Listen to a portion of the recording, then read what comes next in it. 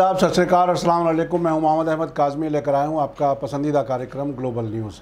Israel और फ़िलिस्तीन का टकराव एक बार फिर शुरू होने के आसार हैं।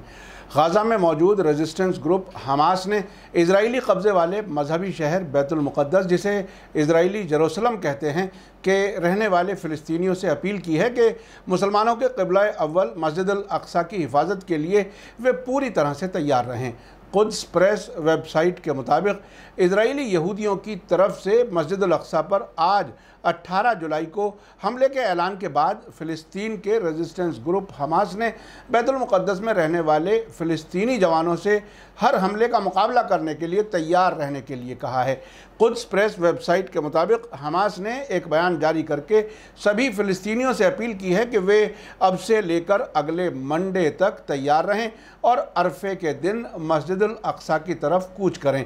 आपको बता दूं कि ईद उल अज़हा, जिसे बकर ईद भी कहा जाता है, से एक दिन पहले अरफे का दिन कहलाता है, जिसमें दुनिया भर में मुसलमान ख़ास इबादत करते हैं।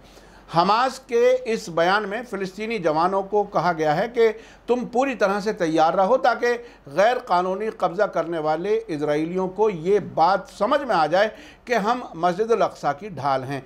हमास ने अपने बयान में ज़ायोनी इजराइलियों को कहा है कि वे रेजिस्टेंस के सब्र का इम्तहान न लें तो बेहतर होगा। आपको बता दूं कि हार्डलाइन ज़ायोनियों ने आज 18 जुलाई को मस्जिद अल अक़सा पर हमला करने की अपने लोगों से अपील की हुई है। इजराइल में संप्रभुता आंदोलन यानी सॉवरेंटी मूवमेंट इन इजराइल नाम के यहूदियों के ऑर्गेनाइजेशन ने गैर कानूनी बस्तियों में रहने वाले यहूदियों से पुराने बैतुल मुक़द्दस शहर में बड़ी रैली निकालने की भी अपील की है। ये सब ऐसे वक्त में हो रहा है जबकि कई अरब मुल्क इजराइल से ताल्लुकात नॉर्मल करने के लिए बेकरार हैं। यूनाइटेड अरब एमिरेट्स और इजराइल में एक दूसरे मुल्कों की एम्बेसियां हाल ही में खुली हैं। सऊदी अरब और ओमान के जल्द ही इजराइल से ताल्लुकात नॉर्मल किए जाने के इशारे मिल रहे हैं। आपको याद दिला दूं कि इजराइल की पुलिस ने 2003 में बैतुल मुक़द्दस के वक्फ की तरफ से दी जाने वाली वार्निंग्स के बावजूद मस्जिद अल अक़सा पर धावा बोलने की इजाज़त दे दी थी।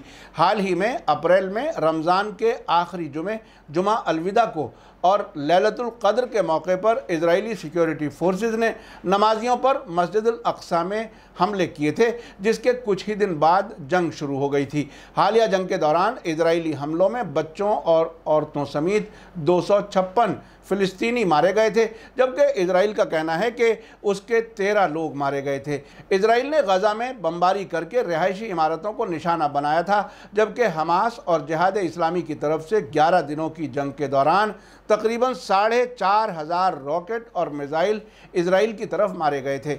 आखिर में आपको याद दिला दूं कि अगर आपने अभी तक media star world YouTube channel subscribe नहीं किया है तो सब्सक्राइब कर लें और घंटी दबाना ना भूलें। और अगर आप हमें फेसबुक पर देख रहे हैं तो हमारे पेज को लाइक करें ताकि हमारी हर नई वीडियो की खबर आपको सही वक्त पर मिल सके। इसी के साथ मुझे दीजिए इजाज़त। ग्लोबल न्यूज़ का ये एपिसोड आपको कैसा लगा कमेंट्स में ज़रूर लिखें। थैंक यू, धन्यवाद, शुक्रिया। जय भारत, जय हिंद। मीडिया स्टार वर्ल्ड के और वीडियो देखने के लिए हमारे चैनल को सब्सक्राइब करें और सीधे नोटिफिकेशन पाने के लिए बेल आइकन दबाएं। और अगर हमारी खबर सच्ची और अच्छी लगे तो अपने व्हाट्सएप, इंस्टाग्राम, फेसबुक और ट्विटर अकाउंट पर ज़रूर शेयर करें।